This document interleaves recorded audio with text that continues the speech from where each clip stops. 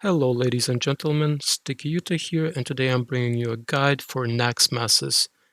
This is not a guide for small teams, this is specifically for masses, so that would be 8 to 60 players. Now, considering I've never made an old school RuneScape video before, and some of the strategies that I'm going to show you today are going to be meta changing, I do need to provide some credentials that my strategy actually works. Number one, here's my tracker for big masses and then for the small masses. Number two, here's the average players in the room also noticing my MVP ratios and commenting on it. And then finally, here's a clip from Mr. No Sleep's new Nex video. And another nice milestone, 300 kills into today's video. We're receiving a few MVPs here and there. I did notice quite a few players were receiving MVP multiple times in a row. They're just that good. What can I say? Okay guys, hopefully that's enough evidence and proof for you to see that my strategy actually works on multiple strategies. And speaking of strategies, here's a full list. Before we jump into it though, I want to mention, because this is a big list of things, I want to say that you do not have to do every single thing and learn everything at once. Each separate item will separately increase your damage at Nex. Now, ultimately, obviously, you would want to do everything because that would be the absolute maximum damage that you can do at Nex, but you don't have to. You can include one thing or two things or three things in your personal play style, how you prefer to play, how much attention and focus you want to give at Nex, etc., etc. So watch each separate thing, see which ones you want to include, and then include those, and then as you go you might want to add another one or another one. It's up to you. It's literally up to you how you play. And then the second thing I want to explain before we jump into the strategies is the drop rate, because I do see a lot of people still struggle with understanding how the drop rate works at Nex. So Nex's drop rate is unique because it changes based on your contribution to the fight. So for example, let's say there's 30 people in the room and you do absolute average damage, which would be 3.3% contribution to the fight. Your actual drop rate would be 1290. I'm not going to go into the mathematics and all that, but essentially your drop rate at the absolute average with 30 people in the room would be 1290, 1 in 1290. Now, let's say a really good player hits 5% contribution. So instead of 3.3, which is average, they do 5%, so a little bit more. Their drop rate would be 1 in 860, so significantly less.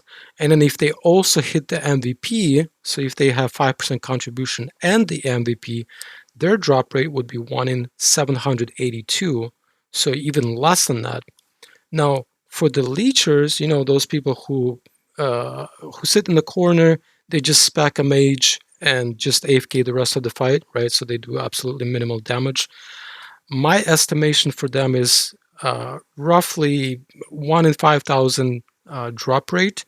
But let's say for the sake of the argument, they do 1% damage, right? I think it's less than that, but let's say they do 1% contribution. So at 1% contribution, so 3 times less than the average player would, their drop rate drops to 1 in 4,300.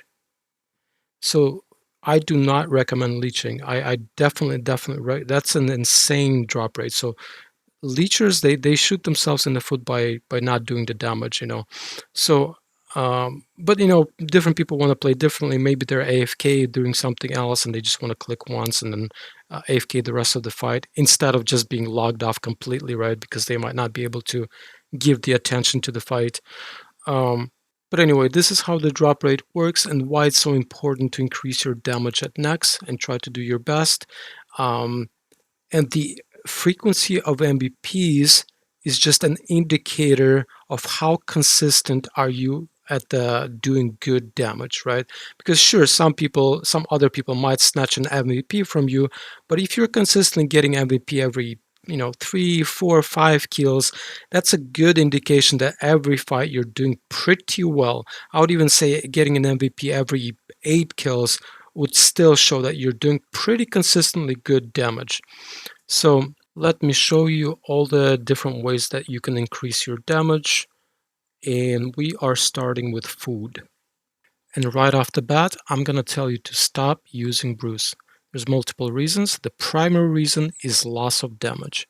Every time you brew, your range level goes down, and then you have to super restore, and then you have to range pot again.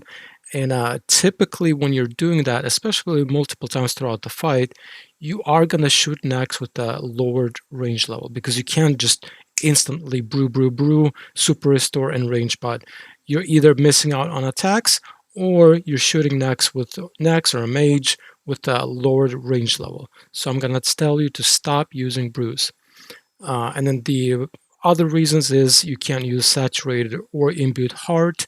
Why is imbued heart important?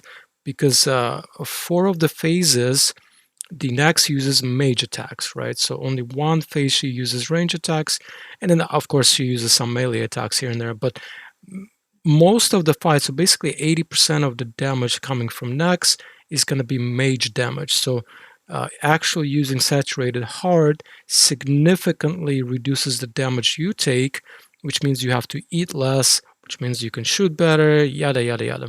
So definitely want to use saturated heart, but with the brews you can't, because after you use the saturated heart and then you brew, boom, your mage level goes down, and then saturated heart is on cooldown and you can't do anything about it. So that's a secondary reason. Third reason is it's expensive. Fourth reason, loss of loot, right? This happens all the time. I remember when I was using brews, I cannot pick up loot because my inventory is full. I cannot pick up brews because my inventory is full. I cannot pick up sharks because my inventory is full. So it's like, just stop using brews. I'm going to show you a better alternative. Well, actually, if you've been paying attention to the background video, then you can obviously see anglerfish and Gothic's Rest. So we'll start with Gothic's Rest. It works like a potion, like a brew. You can drink it and keep shooting, drink it, keep shooting.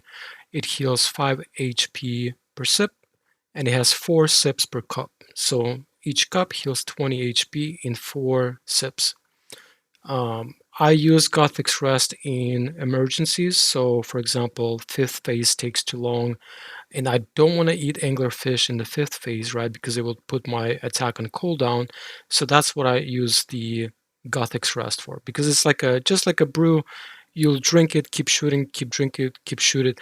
But unlike the brew, it does not lower your range and mage levels, right? Secondary effect of the Gothic's Rest is it gives energy, run energy. So I don't need stamina potions and I don't have to worry about my run energy because Gothic's Rest per cup heals 20 run energy. So 5 per sip. So 2 really good effects of the Gothic's Rest. Again, Gothic's Rest I use for emergencies. Typically it's going to be in 5th phase, but sometimes if I mess up somewhere in, I don't know, 2nd phase or ice phase and I take way too much damage and I drop to like 40 HP, 30 HP, and then I start drinking them. The ratio, I only have 3 in my inventory typically, but you can change the ratio however much you want to. So if you notice that you're taking too much damage throughout the fight, you can bring 5, 6, and just keep drinking them between the attacks, right? So just to keep your health full, as full as possible. It's up to you. You can change the ratio however you want to, but that's what they're used for. So you can heal without losing attacks, and also the run energy. So really good. Now the anglerfish is a little bit more tricky. Anglerfish, obviously very, very good. The big question is, when do you eat it? Um, there's 4 guaranteed moments to eat it without losing attacks, and then some situational ones. So the 4 guaranteed, every single fight, there's 4 guaranteed moments where you can eat anglerfish without losing damage. And that's when a mage dies. So there's 4 mages. Every time a mage dies, there's a damage pause when Nex cannot be hit. Well, she can be hit, but she cannot be damaged, right? She's not doesn't take damage until the next mage empowers her, right? So there's like a pause for a few seconds. during that moment. So just as the mage is about to die, that's typically when I'll eat. Not like 2 seconds after the mage dies. It's literally when, sometimes even a second before the mage dies, I'll eat, because I already know my last shot is not going to hit the mage. He's going to die before I shoot him again. So I just eat just as the mage is about to die. And then by the time the next changes phase, I'm ready to hit again. So that's 4 guaranteed moments where you can eat. You can obviously overheal with anglerfish, right? That's a big bonus. That's why anglerfish and not sharks or mantas or something else, right? Not pies.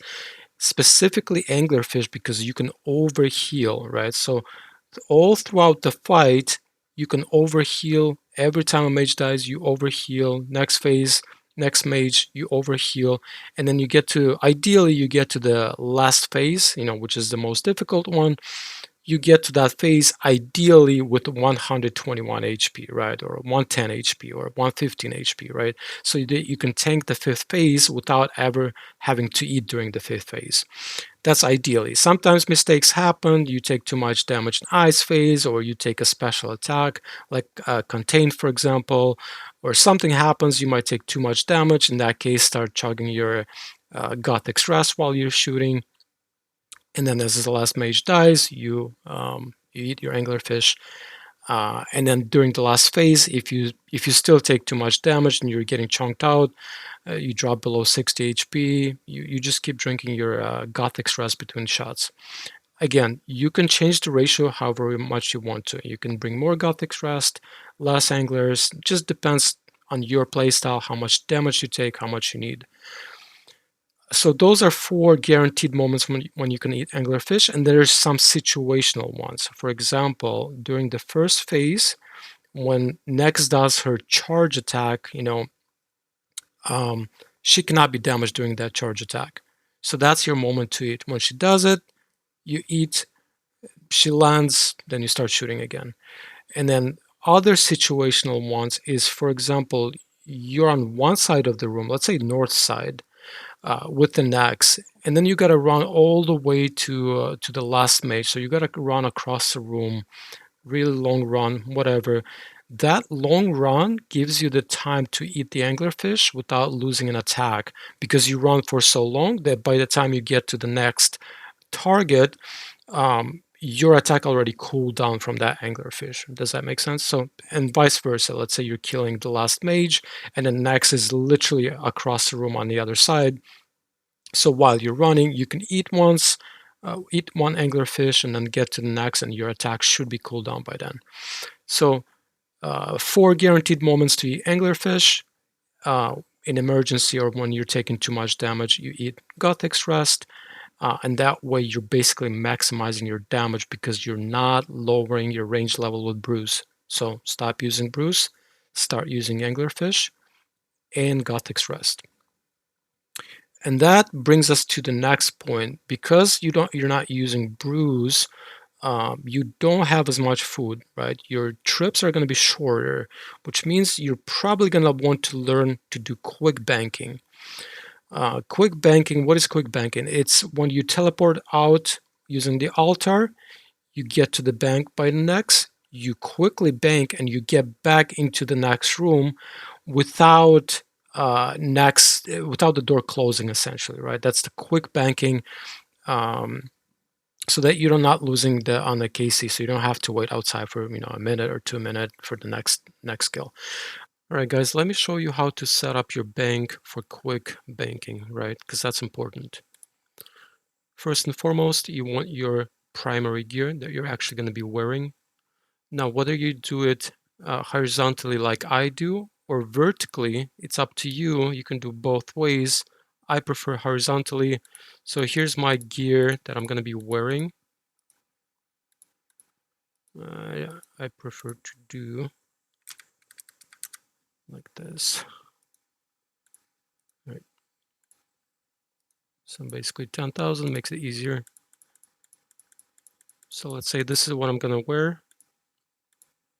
So why do you want it lined up? Because if you accidentally click deposit inventory while you're quick banking or deposit worn items, right?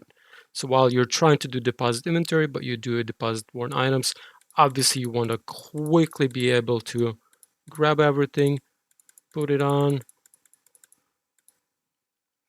Now you want to set up your inventory. So first and foremost, you want to actually set up your inventory first and then mess with the bank.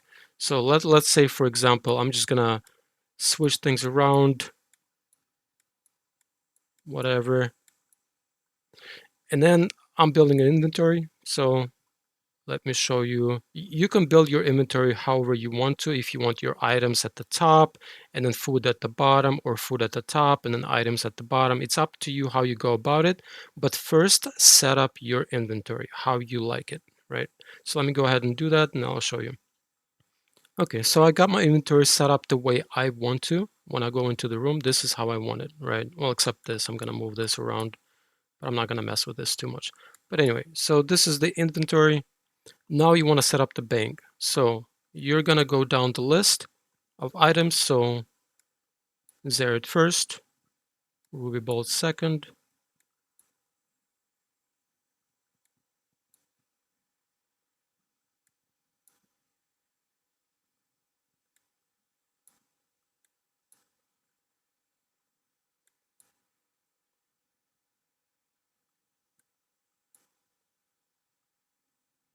and Anglerfish. There you go. Perfect. So this way, whenever you're banking, you can just do this. Boom, done.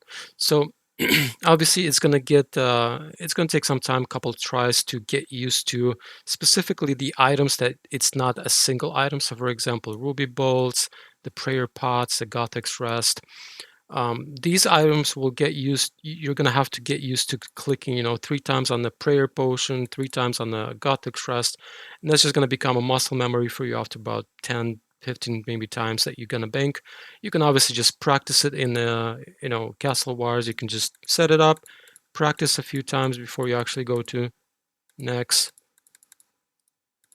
and then boom, just like that, it's done. So now every time you're going to be nexing, uh, you just do this, and then you can do the same for other bosses as well, right? So if you're doing Zulrah, you're running Zulrah, you can do exactly the same thing. You set up your inventory, then you set up your bank, and boom, just like that, you can quickly come from Zulrah trip, quickly bank everything, and then just like that, in 10 seconds, you're ready to go again. One extra, oops. There you go, just like that. I prefer my anglers to be a little bit closer to prayer pots so I can double click both of them. That's why I usually move the Gothic Stress, but I don't want to do like 1, 2, 1, 1, 2, and then 1, 2, 3, 1. So anyway, that's how you set up quick banking. I definitely highly recommend it. It's useful everywhere for every boss. You just quickly bank, deposit your inventory, re-gear within 10 seconds, and you're ready to go again without, you know, having to look for your items in different areas and, jumping around the bank, jumping around the tab, which, can take up to a minute or 2 minutes to gear up instead of 10 seconds. So, all right, now let's talk about the gear. The most optimal gear that I found that works best. Obviously, maximum range. You will always prioritize maximum range unless you're like an Iron Man and you don't want to, and it takes too long to get supplies. Then you might go like a Spectral Spirit Shield or Guardian Boots or something like that. The only way I see it is it's only for Iron Man. But for normal players, definitely prioritize maximum range bonus, right? Why? Because the more damage you do, the better the drop rate. So you're going to spend less time getting drops. Now, there's a couple variations. So the ring, between the two rings, I have not found any significant difference in how much I'm getting MVPs. But I do want to say this. So if you cannot, obviously the optimal gear is going to be both the ZCB and T-Bow, because T-Bow is better for mages and reavers. It does more damage. And then ZCB does a little bit more damage to Nex, right? Overall. Obviously, you can be unlucky and you don't get any ruby specs, and obviously that's going to suck. But overall, ZCB does a little bit more damage to Nex, while T-Bow does more damage to mages and Reavers, which do contribute to the damage of the, or contribution to the fight. So if you don't have a ZCB, then your Venator ring is going to be obviously the choice you're going to go with. If you're using ZCB and you don't have T-bow, then definitely Light Bearer. But if you're using both, it makes no difference. Like I said, I have found no difference between the two of them, and there's a couple of reasons for that. I don't want to go too much into detail about it, but essentially, you're not just going to be shooting Nex the entire time, right? You're going to be using T-bow to shoot Reavers and mages quite a bit, and T-bow is better at it. So the Venator ring does make a difference. You're going to be hitting more consistently, and also T-bow you use for the final phase when Nex falls below about 350 HP or whatever, somewhere around there. I usually do around 400, 450 HP, but I think you can go a little bit lower than that. So T-bow is better in that scenario. So when Nex is low HP, T-bow is actually better than ZCB as well. So anyway, long story short, if you're using both, it makes no difference which one you're going to use for MVP for damage. If you're using just T-bow, Venator ring. If you're just using ZCB, definitely Library ring. Now, with that in mind, if you're using both, I do want to mention that Venator ring is a little bit easier to use. What do I mean by that? With the extra specs, you have to find a good time to spec, because usually you want to spec the mages because it's more accurate on mages than on the Nex, right?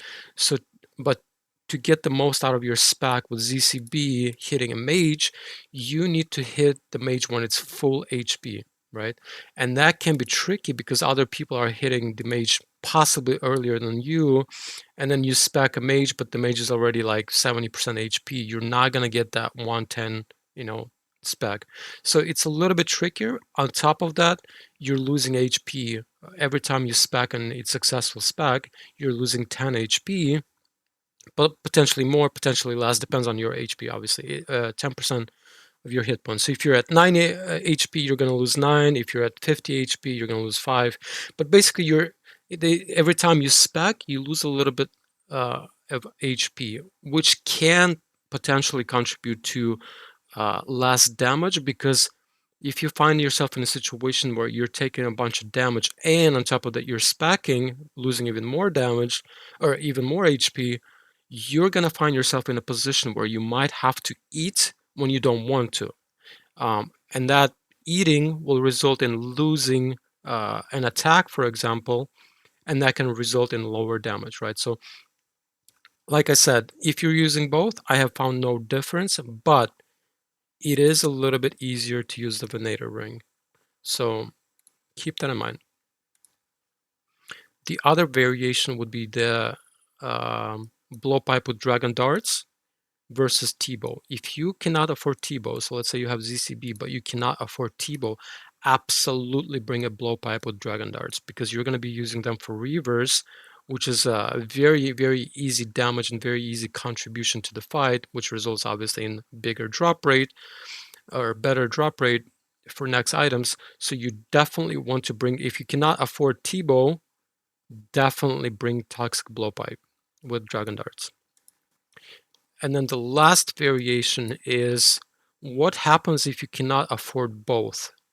So if you can afford T-bow, T-bow is a little bit better than Zerit. If you're just going to be using just one, let's say you can afford T-bow, but you cannot afford Zerit, you definitely want to go with T-bow. Again, there's multiple reasons why it's better. Part of it is you're doing more damage to Reavers, and Reavers is really good damage and helps you get MVP, and obviously, drop rate and all that. So T-bow is better for that reason, but also it's easier to use because of its range. So in next room with the ZCB, it's a lot harder to path than it is with the T-bow. So I don't want to go too much into it, but essentially that's what it comes down to. If you can only afford one of them, go with Twisted Bow. Obviously, if you cannot afford Twisted Bow, then you're going to go with the ZCB and Blowpipe with Dragon Darts for the Reavers, right? And that should be fine. You should still be able to get a lot of damage MVPs with just the ZCB without the twisted bow. But overall, T-bow is a little bit better than Zeriat overall if you can only use one. So keep that in mind. This is my preferred setup for mini masses, right? So for mini masses, I bring Black Salamander without any ammo or anything. This is to break the ice.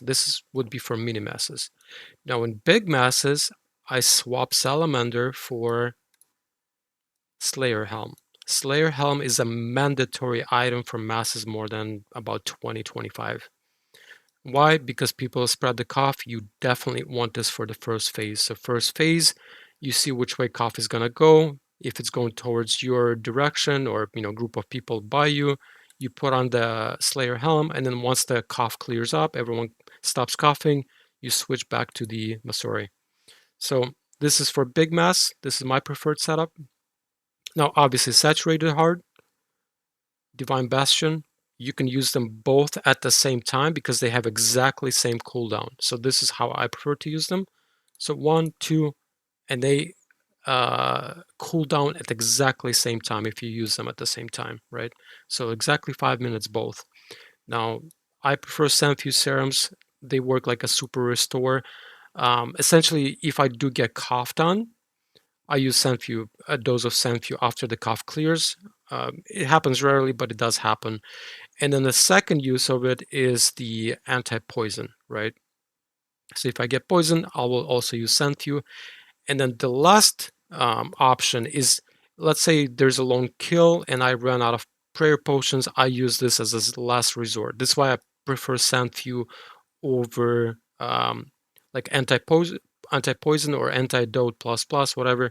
This is why I prefer it, because it saves me an extra inventory slot, extra basically prayer potion and super restore essentially, instead of wasting a slot on a anti-poison or antidote plus plus. So, and then obviously Gothic's Rest is to drink while shooting without losing attacks. And yeah, pretty basic. Obviously the pouch, I don't have Divine Pouch unfortunately, but for Thralls, if I had Divine Pouch, I might consider the, I believe it's Death Surge. Yeah, Death Charge. We can discuss this a little bit later, but yeah, long story short, this is what I prefer. You can change it up however you want to. If you take less damage than me, for example, you might bring an extra, like a fourth Prayer Potion. If you take more damage than I do, maybe you drop a prayer pot and you bring an extra, I don't know, Gothic's Rest, or maybe 5 Gothic's Rest, something like that, 6. It's up to you how you build it. Just keep trying, figure out things that work for you, and then adjust your inventory based on what you want. But big masses, Slayer Helm, and then for small masses, you want the Salamander to break the ice. It's important in small masses, but in big masses, it's tricky. Like, do I want to break people out? Nobody does it in big masses. Like, nobody does it. Why would you? You're just wasting your damage and drop rate to help people who are never going to help you, essentially. But if you want to be a nice guy, by all means, bring it for big masses as well. It's up to you. Anyway, let's jump to the next point, which would be Reavers. Okay, so during the blood phase, Nex will spawn Reavers, and I cannot stress this enough. Reavers are very, very, very good damage. You can get lucky during blood phase and keep shooting Nex with your ZCB and get a bunch of ruby specs, but overall, Reavers, you will do much more damage to Reavers than you will do to Nex, unless you're super lucky, but you shouldn't be banking on that. You're not going to be lucky every single kill. So I cannot stress this enough. Reavers is your ticket to doing good damage, good DPS, and subsequently increasing your drop rate, right? So during blood phase, Reavers spawn. You're going to be hitting Reavers, and the trick here is to make sure you're not shooting the same Reaver that has low HP. Let's say Reaver's down to 1/3 HP. Don't shoot it again. Switch to a different Reaver that has more HP. The reason why is because by the time you shoot your next shot on that low HP Reaver, chances are somebody else is going to hit it.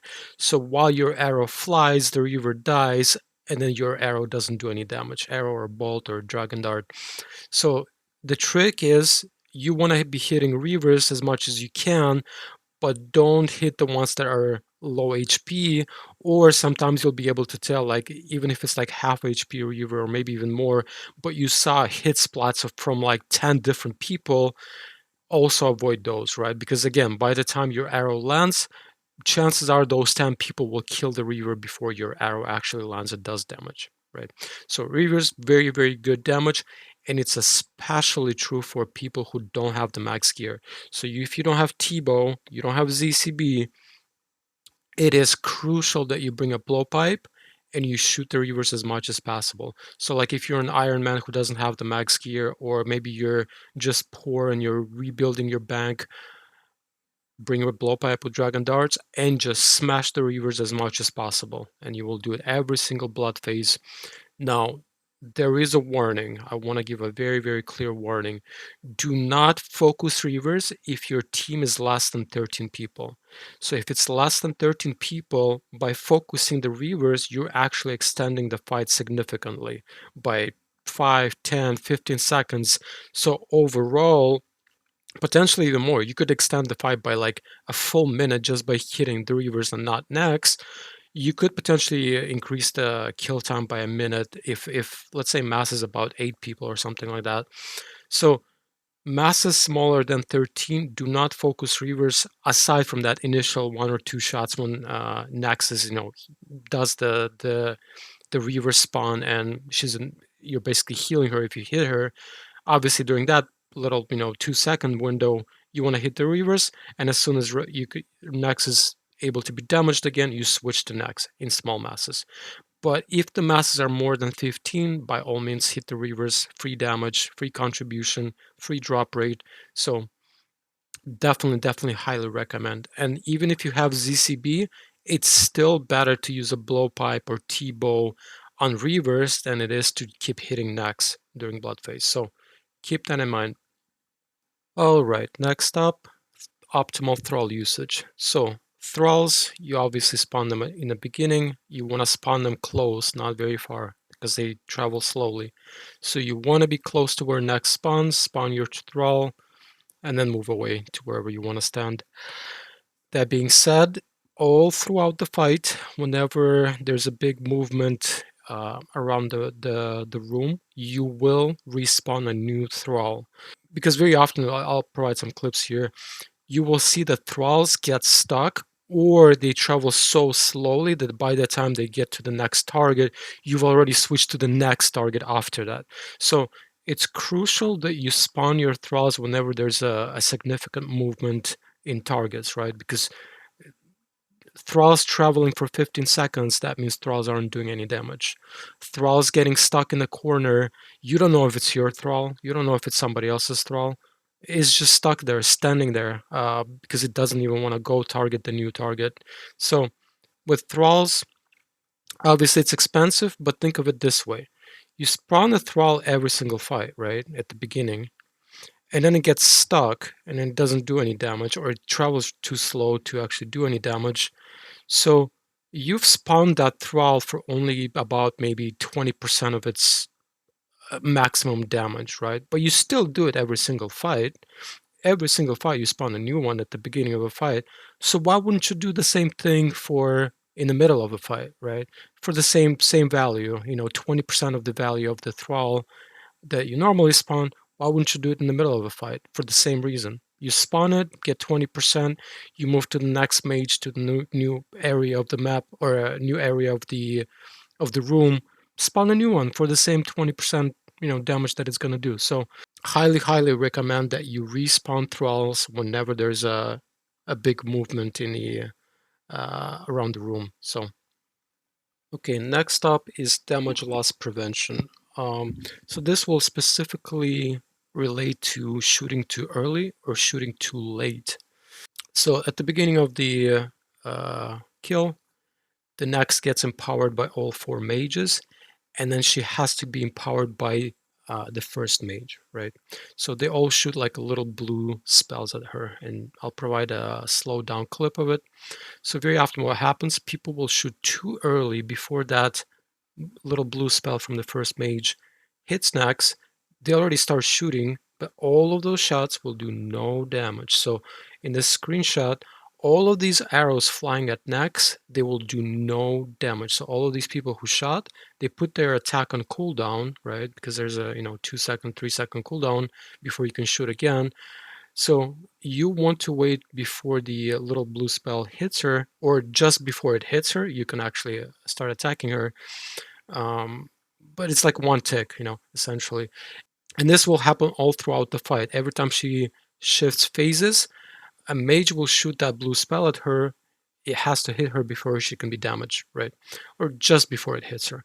But a lot of people just shoot a little too early, so it doesn't do any damage, and then their attacks on cooldown, so they're basically losing damage that way.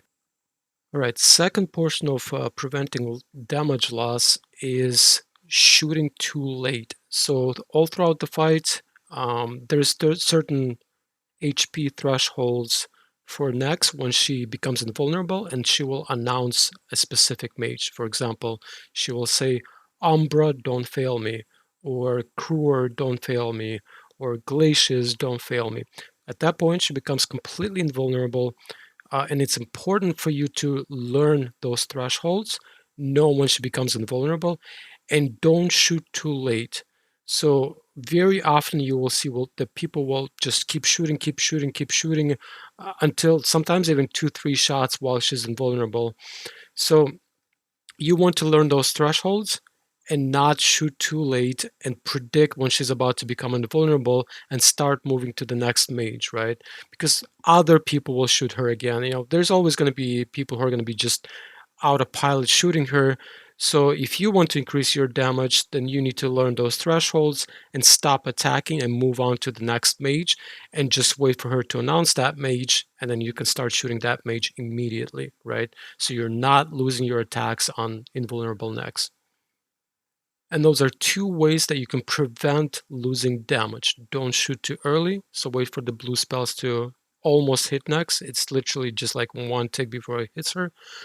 And don't shoot too late when she's about to become invulnerable. Instead, move on to the next mage. This is very, very, very common loss of damage. You see all the time, and if you watched the background video, you see all the time that people are shooting too early or too late, and you can definitely prevent that with a little bit of practice and just learning the thresholds of HP. That being said, I don't use rune lights, so I know there's Nex plugins, but I don't use rune lights, so I don't know what they are. So if you guys can provide them in the comment section under the video, I would much appreciate it. I'm sure other people would appreciate it.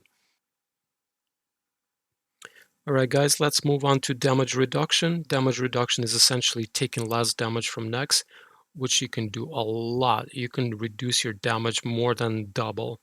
So let's jump into it. It's going to be tricky to explain in detail, but it basically comes down to staying away from Nex when you're not shooting Nex, right?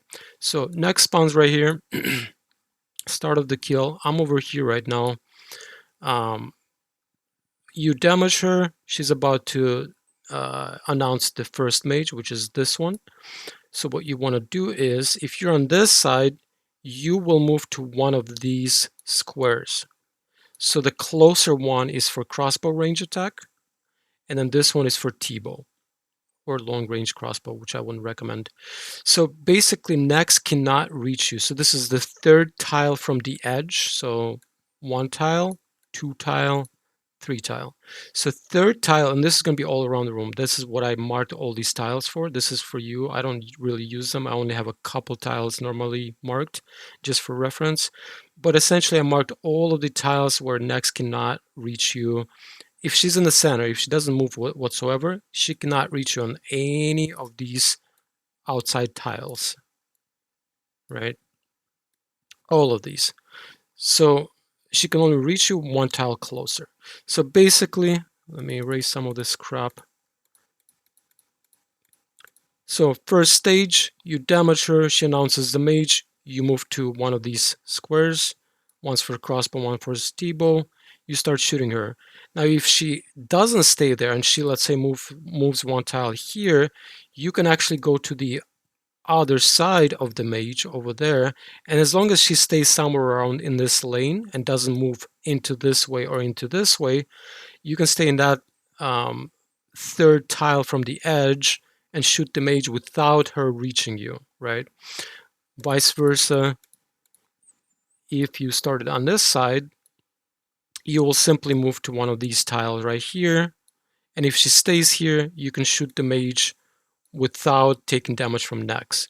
Now, this will apply to every single mage everywhere. So once you moved on from the first mage, you go into second phase, she switches to range, same thing happens here.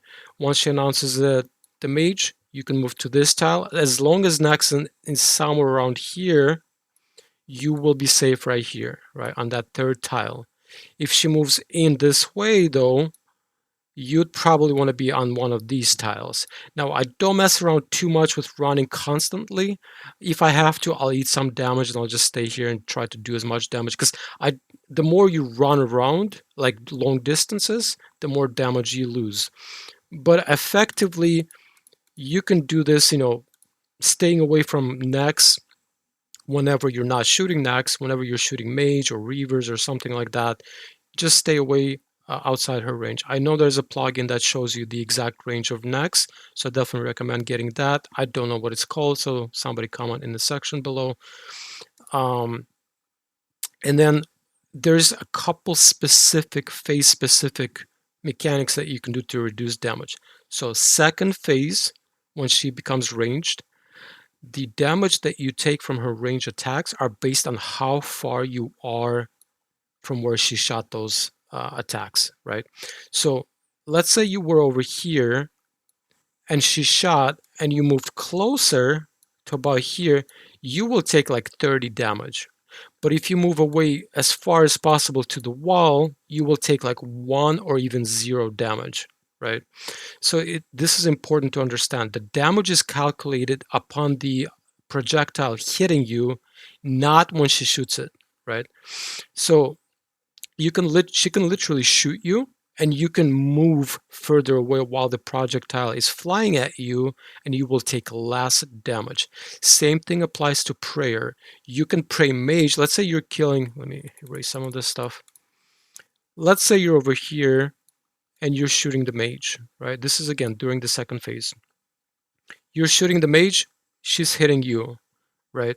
Obviously, ideally, you want to move away far enough where she's not hitting you, but let's say she moved a little bit closer to right about here so she can reach you, right? So you're like, whatever, you're taking damage, but you also don't want to take damage from Umbra. Umbra hits pretty hard. So Umbra's shooting you and Nex is shooting you, right? You want to protect from Umbra, but you also want to reduce the damage from Nex. You can actually pray flick.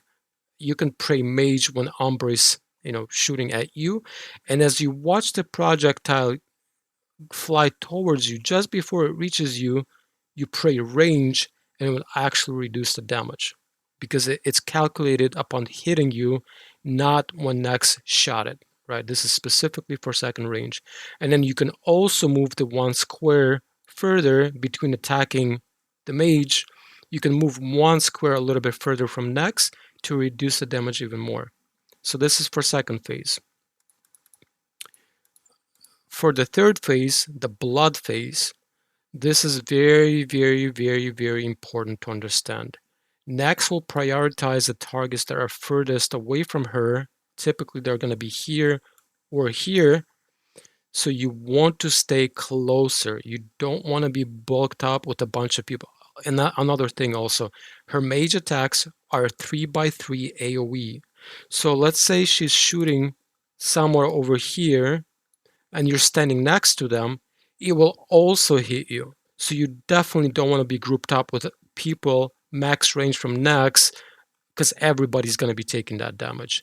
And those blood mage attacks also reduce your prayer. They drain your prayer. So you definitely don't want to be, again, this is a barrage. You want to be one tile away at least from the person that's being attacked. Now, ideally, you don't want to be at max range because you will prioritize hitting people at max range. So you want to be somewhere here, or here, or here, basically closer than other people, right? That way you will reduce damage from her because she will not target you, right? She will 99% of the time she will target people at maximum range from her, right? So somewhere here, over there, basically at max range. I'm doodling.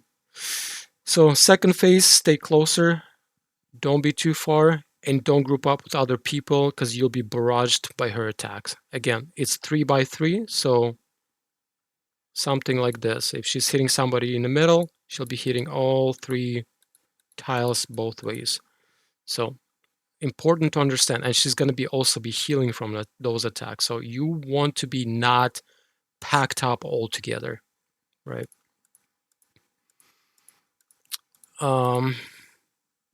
That's basically, I think that's basically it. That's the basic concept. I could go into details a lot more, but like it's just the video is already getting long. So basically, understand that whenever you're hitting something that's not Nex, try to be outside her range, and you will reduce your damage by upwards of 3 times. You know, maybe even more than that.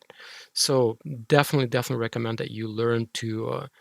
Basically, whenever I start, so I start here, pop my ghost, I move here, start shooting from here with my crossbow, and then when Nex announces the mage, or just before she announces the mage, I move to the third title. If she gets closer to me, I'm like, whatever, I'll just eat it. But if she stays here, I'm safe there. I'm not taking any damage. Same thing in second phase. If she stays here, I just move to the third tile, hit the mage. Same thing with the third mage. You know, if she's still somewhere in the middle, I'll just move over here, third tile. She can't reach me. If she's somewhere over here, then I'll move down this way and basically attack from here, and she cannot reach me again. That's one way to do it in third phase, blood phase, but the other one is staying close to her, right? So if she's actually here, I could be right here and be safe because I'm not at max range from her, and some other people might be here or here, and she'll be hitting them and not me, right? So I hope that makes sense, but you can do it in every single stage essentially, unless you're hitting a mage and she jumps over here. You don't really have a choice. It doesn't matter where you go because you can only attack mage from like this far away, right? From 2 sides. So you don't really have a choice but to eat some damage if she's right here by the mage, you know. Same thing with other mages. When she's by another mage, you want to keep doing damage to the mage, so you're gonna have to eat some damage from Nex. So, but I hope that makes sense. Let's move on to the next item. All right, so next up is pathing. It's pretty straightforward, but it's a very common mistake. So what do I mean by pathing? You always want to position between whatever you're shooting and your next target, right? This is why I always, tell people, advise people, do not start on this side. Do not. Always start on this side. Now, why is that? So when you start on this side, what ends up happening is you go through first stage, right? And then you shoot this mage right here. But then the second stage comes in, right? Very often Nex will either end up right here or somewhere else, whatever, but you're still shooting. Now you got to run all this way to your next target, right? So throughout the second stage, once the second stage ends, this is going to be your next target, right? But you're over here. So essentially, you're basically creating extra work for yourself by starting on this phase because you're gonna eventually gonna have to run to this mage right here, and now you're furthest away. Why not just start on this side, right? Then shoot this mage. Let me erase some of this. So when you start on this side, you can shoot this mage, and then depending on where Nex goes, if Nex comes over here for second stage, you can simply move over here, shoot Nex, and then once it's ready, you shoot the mage, right? So this is why I always recommend start on the north side. Don't start on the west side because you're then just creating yourself extra work of having to run around, and then you could also get pinned between Nex in second phase. So specifically, let's say you started on this phase, and then first stage you shoot the mage, and then let's say Nex either moves or jumps over here, and now you have to run through Nex in second phase, the range phase, which does a ton of damage when you run through her. So you're basically shooting yourself in the foot by starting on the west side. So don't start on the west side. But basically pathing is always place yourself between yourself, whatever you're shooting, and the next target. So let's say we finished with the second phase, right? So we killed this mage. The next mage is going to be down here. This is not working. Yeah, the next mage, the third mage, is going to be down here. Bro, I can't even draw an arrow. So next is right here. We just finished this mage right here, and then we got to move. Your next mage, your next target is going to be this after you damage Nex, right? So while you're shooting Nex, you're moving. Shoot Nex, moving, right? Something like this. I personally prefer to go through middle. That's for Reavers. So for third phase, when we finish this, I prefer to actually move this way. That way I can catch the Reavers, shoot them. Sometimes they'll spawn this far away. So if you go this way, you gotta run down to get that Reaver, to do that extra damage on the Reavers, right? That's why I prefer to go through the middle. So essentially, after we kill this mage, I will start shooting Nex or Reavers, whatever, depending on her special attack, whether she pops Reavers or she does her blood sacrifice. I will start shooting Nex, and then I move, shoot Nex, move, and then I don't stay at max range though. I stay somewhere around here, keep shooting Nex or Reavers, and then once this mage right here is about ready, then I move this way, right? So probably these tiles right here. Let me erase this stuff. Does that make sense? So you're basically always shooting and pathing towards the next target after the one you're shooting. So once we're done with this mage, Umbra right here, which he's down there, behind my inventory. So let's say Nex is here. Once we're done with Umbra, I'm not just shooting Nex, right? Depending where Nex is. If she's here, that's fine. If she's here, that's fine. If she's here, if she's actually, this is a big one.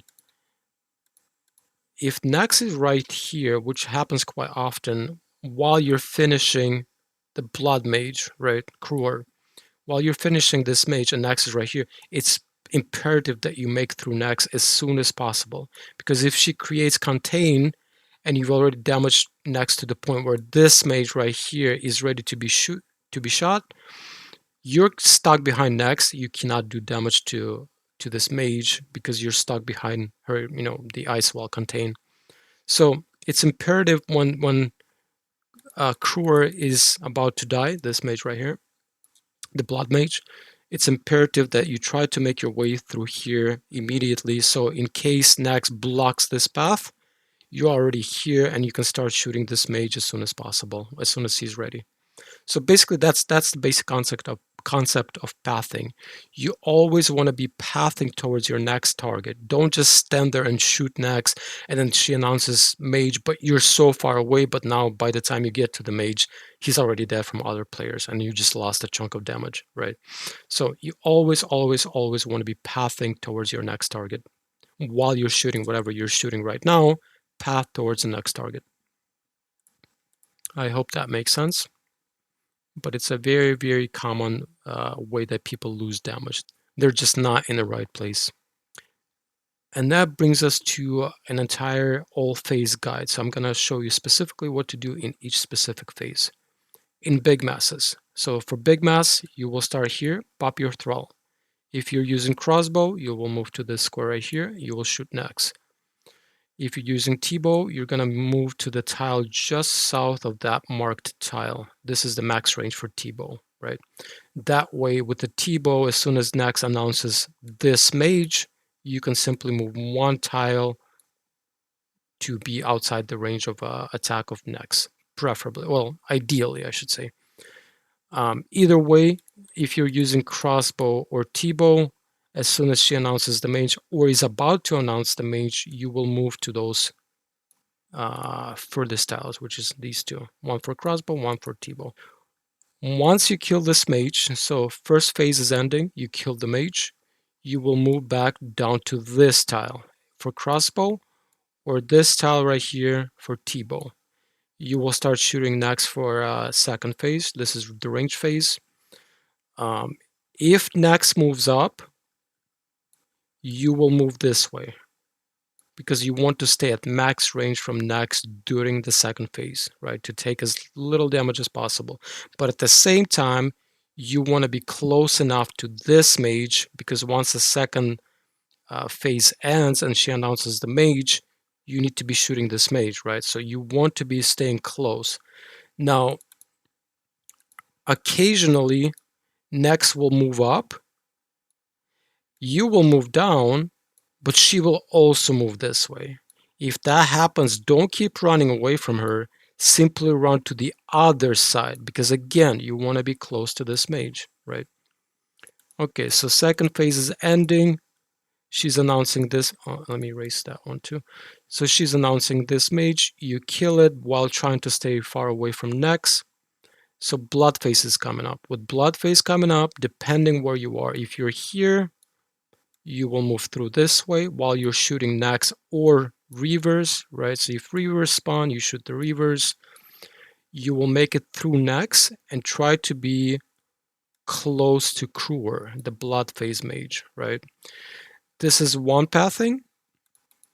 Now, if you were here when this mage died, then you will simply move a little bit down this way because you don't want to be at max range because you don't want to be targeted by Nex.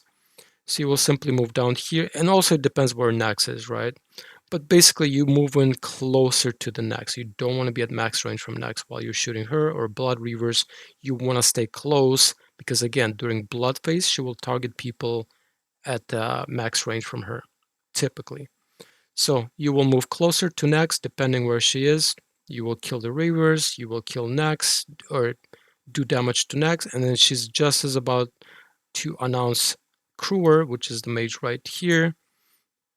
You will move to that mage, try to stay away from Nex, or stay close to Nex if she's close to Kruer, right? If you're staying close to Nex, she's not gonna target you. All right, so you killed Kruer. Ice phase is coming up. Depending where Nex is, if she's here, obviously you're gonna have to be somewhere over here or over here. That way you're the closest possible distance to the last mage once you do enough damage to Nex in ice phase. But again, if Nex is over here, you want to make through Nex as soon as possible because remember, you got to be between whatever you're shooting and your next target. In this case, you want to be somewhere over here. Now, if you get lucky and the Nex is somewhere in lane, somewhere in the middle of this lane, this line, you can actually move to these squares right here while you're shooting the mage, and you will not take damage from Nex because you will be at max, beyond your max range, right? So this is a perfect, like this happens quite frequently where Nex is going to be somewhere, in this middle line, and that way, when she announces Glacius, this last mage right here, you can move to this spot right here or these ones, and you can shoot the mage without taking damage from Nex. So during ice phase, it's really devastating attacks because they do a lot of damage, but they also drain your prayer, right? So during ice phase, you want to try to stay away from Nex's max range, right? And then the final phase, again, this is for big mass. So final phase for big mass, you just finished Glacius, whatever Nex is, just shoot her. In big mass, nobody goes into melee distance. I do want to mention though, you want to be relatively close to Nex because very often Nex, well, let's say Nex is right here, right, for example. So you just finished Glacius right here. You want to try to move in closer to Nex. You don't want to be shooting at max range. The reason being, very often she will move to chase somebody, right? And if she chases somebody and jumps, and you're at max range already, you're going to be missing out on attacks. But if you moved in closer to begin with, even if she jumps away, you're still in range to shoot her. And again, you're going to try to move in closer, right? So final phase. So final phase, you want to try to stay close to her in case she jumps away or starts chasing somebody, so you can keep shooting her. And then she dies. That's it. Rinse and repeat. For small masses, you will start in melee range right here on this line. So you can be here, here, anywhere here. Reason why is in small masses, it takes quite a bit of time to get through the first stage. And if everybody's in melee distance, she will do melee attacks quite frequently, which means she's not doing AoE mage attacks, right? Because melee attacks are single target, and if everyone's in melee, she will do melee attacks on single person instead of doing mage attacks on everybody. So once she's about to announce the first mage, you will simply move to either these squares or these squares, shoot the mage dies. Again, as soon as the first phase mage dies, okay, so this mage died, second phase is coming up, you will move to these squares right here. Again, if Nex moves in, you'll move up, and just stay away max range from Nex during second phase. Shoot her when she announces the second phase mage, which is this one. You will try to get out of range of Nex, and you will shoot the mage. Now, if you are successful in second, so once she announced the second phase mage, which is Umbra is doing mage attacks while you're praying range from Nex, right? Because it's second phase, you're praying range. If you are successful in getting away from Nex's max range, right? So she cannot reach you anymore. So let's say she's somewhere on this line. If she's somewhere on this line, she cannot reach this line, right? So you can move up to this line right here, any one of these tiles. She cannot reach from the middle lane to the third, to this line of tiles right here. If that happens, and if you're successful and Nex cannot reach you anymore, pray mage, because again, Umbra does a ton of damage and very, very accurate. So pray mage. And then vice versa, if Nex is in this line somewhere, you will move up to that line right here, that line of tiles, which means she will not be able to reach you from here. And then again, you can pray mage. Second phase ends, this mage dies. Again, you will move in closer to Nex. You will shoot the Reavers or Nex herself. Pretty straightforward, just stay close, essentially. Stay closer than other players, right? Because the closer you are, if there's other people further away from you, she will not target you, like 99% of the time, right? Just watch out for the blood sacrifice. So blood sacrifice is actually the opposite. For blood sacrifice, she will typically choose people who are closer to her rather than further away, right? So her normal mage attacks, she will choose people further away from her. But for blood sacrifice, she will typically pick people closer to her. So just watch out for that. If it happens, just simply run away 6 tiles away and then return, right? Easy peasy. So you've done enough damage. She announces Cruer, which is the mage right here. You will try to get away from Nex's max range, so either these tiles or these tiles if she's in the middle. If she is somewhere around here though, if she's anywhere around here while you want to shoot this mage right here, then just get close to Nex, like whatever she is, just get close to her so she doesn't target you. Shoot the mage, kill the mage, and then again, if she's here, you will start moving this way, right? So max range, so you can shoot her, but you want to be as close as possible to the next target, right? So as soon as you've done enough damage, she announces Glacius. She announces Glacius right here. So if you can, move out of the way of Nex. If Nex is somewhere over here or over here, try to move as far as possible away so you're not taking any extra damage. Shoot the mage, and this one's different from masses. As soon as you finish the final mage, which is Glacius right here, you wanna, whatever Nex is, doesn't matter where she is, you need to get into melee distance of Nex again. Reason why, in small masses, it takes quite a bit of time to finish the final phase. And if any people are at not in melee range, she will do her mage attacks, which do a ton of damage, and they can heal her. So you can literally wipe an entire team by not being in melee distance. So in small masses, everybody needs to be in melee distance so that she does melee attacks more than she does AoE mage attacks, right? So again, in small masses, get into melee distance as soon as the mage dies. You run to Nex and get into melee distance as quickly as possible, right? And then if everybody does that, that will be an easy 5th phase. So pretty simple. All right, guys, let's talk about stalling, resetting, and aggro skipping. We'll start with stalling. Stalling is effectively you just walking under Nex so that she cannot attack you. And while she's not attacking nobody, the entire team is obviously shooting her. So that's basically a way to reduce the damage that the team takes from Nex, and obviously you as well. So you just, between attacks, you walk under, wait 3 seconds, attack, walk under. There's 2 ways to do it. One is simply walking under her manually. When you do that though, she's gonna try to move around to try to hit you. The second way to do it is to follow somebody who's already in melee distance of her.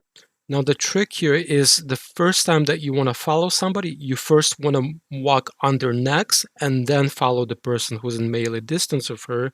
That way, when you follow, your character will be under Nex. And when that happens, she does not move whatsoever. So it's perfect for small teams, small masses. But again, the first time you follow somebody, you need to walk under her first and then follow somebody. Now, if you've done it once, after that, you don't have to do it again. You don't have to walk under and then follow. You can simply follow somebody and your character will automatically move to that under her spot again, right? So again, first time you have to walk under and then follow somebody. And then after that, you can simply follow somebody and your character will automatically move to that spot again. And the second way of doing it, of following, is much better because Nex doesn't move around to try to hit anymore. She just stands in place. Now, with that in mind, it's important that you don't stay under Nex for too long because then she's going to go into a reset. The reset essentially means when she doesn't attack for too long, she will jump away, and you obviously don't want that to happen, especially in 5th phase. So to prevent that, simply when you walk under, attack her every maybe 3 seconds or so, maybe 4 seconds around there. And then attack her, walk under, or follow somebody. And then after 3-4 seconds again, and then again and again. Now, how to do resets? Resets, essentially, you force her to jump away. 2 ways to do it is when she's walking towards you from really far away. Like if she's aggroed on you, but she's walking half the room away. When she's about 3 tiles away, move 2 tiles towards her. So she's 3 tiles away, you move 2 tiles towards her. That way you both end up on top of each other. And when that happens, she's likely to instantly jump away because she already hasn't attacked for a while because she was walking towards you. Now, if she's close, you might have to dance around under her for a little bit because she attacked recently, so there needs to be more time before she jumps away, right? So you basically dance under her, not allowing her to attack you. You do it for 5-10 seconds, and then she will jump away. And then if my explanations are clear enough, definitely rewind and watch the clips I'm providing with this explanation. And finally, aggro skipping. What is aggro skipping? You're effectively never being targeted by Nex because you're skipping it. So Nex doesn't target the same person over and over and over again. She will change targets based on how many attacks she already did to the same target. So for example, if she's targeting me, After 2 attacks in first phase, she will switch to somebody else. So in first phase, it's going to be 2 attacks. In second phase, the range phase, after 2 attacks. In third phase, the blood phase, after 3 attacks. In fourth phase, the ice phase, after 3 attacks. And then finally, in fifth phase, she will change target after 4 attacks. So memorize that. First phase 2, second phase 2, third phase 3, fourth phase 3, fifth phase 4. With that being said, even though, for example, in fifth phase, she will normally change target after 4 attacks, if somebody's doing stalling, like walking under her, if she already did 2 attacks to that person, she can switch target after just 2 attacks if somebody's stalling. Like if she cannot hit them, but she already hit them 2 times prior, she can switch target after those 2 attacks. So this is important to understand. Even though different phases have 2, 2, 3, 3, 4 normally attacks that before she switches target, she can still switch target if somebody's stalling or she's unable to attack, right? If they're too far or something like that. Like if they move out of range or they walk under her, she can switch targets after 2 attacks in any phase if she cannot hit the same target she has been hitting. And then finally, with all of that being said, she can also target the same person twice in a row. So for example, in first phase, she can attack a person two times, and then she can attack them another 2 times. And same thing in third phase, fourth phase, fifth phase. So for example, sometimes in fifth phase, she will attack the same person 4 times, 4 normal attacks, and then after that, target them again for another 4 attacks. This doesn't happen very frequently, but it does happen. So what can you do to aggro skip? To aggro skip, you need to count how many times she's attacked a person. So for example, in first phase, if she attacked the same person twice, before she switches target, so as soon as the second attack landed, you either walk under her or walk out of range of her attack, and she will pick a different target, not you. And you can do this in any phase. So obviously in first phase, 2 attacks, second phase, 2 attacks, third phase, 3 attacks, fourth phase, 3 attacks, and then fifth phase, 4 attacks. So for example, in fifth phase, if she's hitting the same person, you count how many attacks she did. So if she did 4, walk under her. That way she will target somebody else and not you, because she never targets somebody who she cannot reach to actually attack. But obviously you need to do that between the switching targets, when she's switching targets between the 4 attacks. And sometimes, like I said, it might be 2 attacks. If somebody's already doing stalling, if she already hit them 2 times, she might switch target after those 2 attacks instead of the normal 4 attacks in the fifth phase. I hope all of that makes sense, but essentially that's how you can aggro skip. You count the attacks, and before she switches to a new target, you either walk under her or out of range of her attack, so really far away, and that way she will pick somebody else, not you, for the next target. Why is this useful? This is useful specifically when you're out of food. Either you want to preserve food, or you're out of food, for example, in fifth phase, and you don't want to be targeted and die. You can start doing aggro skipping. So every time she's about to switch target, you can walk under her so she doesn't target you, so you don't die. I highly recommend that you don't do this all the time, but only in emergencies, because nobody likes an asshole who's going to be constantly skipping target and forcing other people to tank for them, right? So you don't want to be that guy.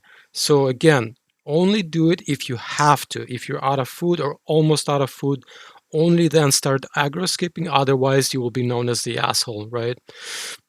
And you obviously don't want that. All right, well, if you guys made it this far, let's finish this up with the random tips, advice, tricks, etc. So first and foremost, Death Charge. That's another Arceus spellbook spell that you can use alongside Thralls.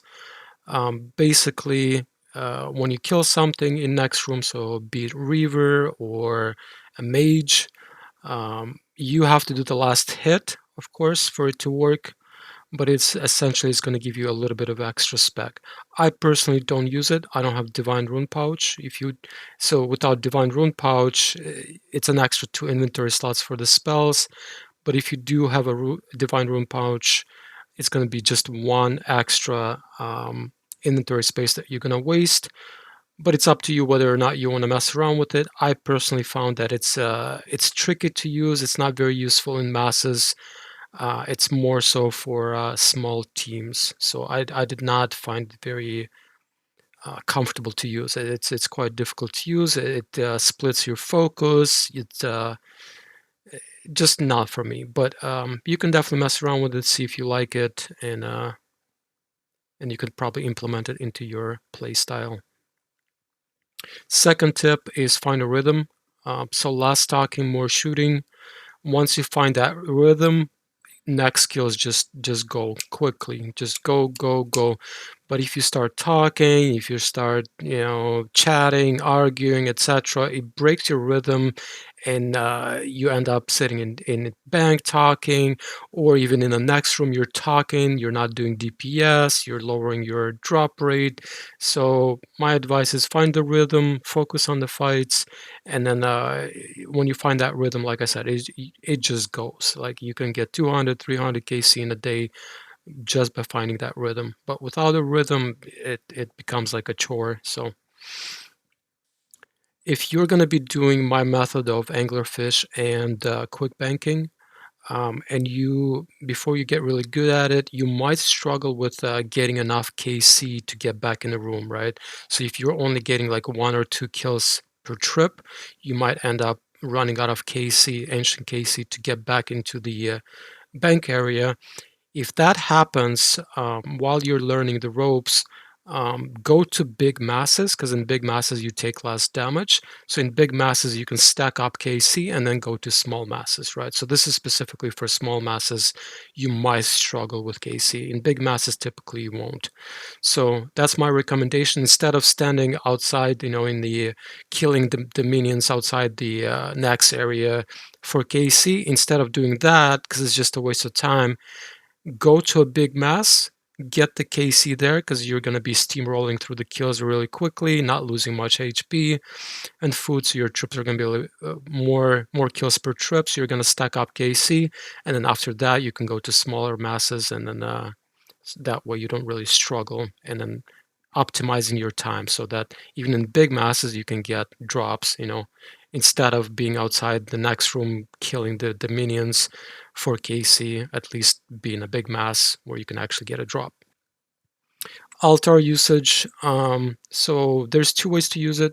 To use the altar, if you have a Xeris god aligned item, that would be like a Zeri crossbow or Zeri vamp braces, or even like ancient vamp braces, ancient dehides, or ancient boots, something like that. Anything Xeris related, if you're using altar in the next room, it's going to replenish pretty much everything: your run energy, your spec energy, your hit points, your prayer. So one way to use the altar is to get an extra spec during a fight, but that's only going to happen once every 10 minutes, right? So the other way to use it, if you're going to be doing quick banking, as you're about to exit the room to do a quick bank,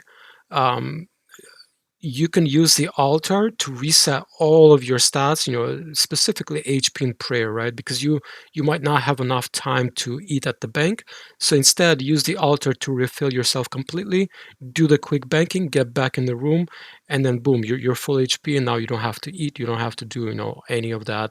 So that's 2 ways to use the altar. I personally like to do the spec method, but I got really good at eating and preserving my food and taking less damage. So I used to do altar specifically for the quick banking. So every time, every trip, basically, I would use the altar, do the quick bank, get back in the room with full HP, full everything, and then do another trip, do another altar, quick bank. So one tip I have for the ecumenical keys, I do not recommend using them for Nex. So instead, just kill the minions outside the room if you need to get into the Nex, instead of using ecumenical keys, because the KC, getting KC outside the Nex room is super quick. In 5 minutes, you can have 100 KC, possibly even more. So I definitely recommend that you save your ecumenical keys and ecumenical key shards for other God Wars bosses, right? So that's where it's going to be more important, like Armadale, for example, or Sarah, or something like that. So just save them. It's super easy to get KC outside the next room. Okay, and then another big tip is I definitely highly recommend doing smaller masses than big masses. They're a lot more efficient. You're going to get much better drop rates, of course. Of course, the kills are going to be a little bit slower than big masses, but your drop rate is going to be significantly higher, you know. And then you don't have to tank the fifth phase, you know, with the basically, long story short, small masses are better than big masses. You're going to get items more frequently. It's going to be more enjoyable. Um, and then if you're looking for small masses, the best place to look for them would be Nex FFA-CC. So jump in there, ask, hey, are there any mini masses? If nobody replies, you can start your own, like find a free world and then just start advertising in the next FFA-CC that, hey, mini mass in world blah blah, you know. So you can literally start your own mini masses. You advertise and people show up, and you know, once you get 8, 10 people, 12 people, you can start the mini mass, and then more people show up. So definitely highly recommend. And I think that's about it. It's a long video. If you made it this far, thanks. I guess I hope you guys get plenty of drops. I hope you find this useful. Whatever comments you have, drop them in the comment section under the video. Happy hunting, and then yeah, just increase your damage, get better drop rates, get rich, and best of luck. Bye bye.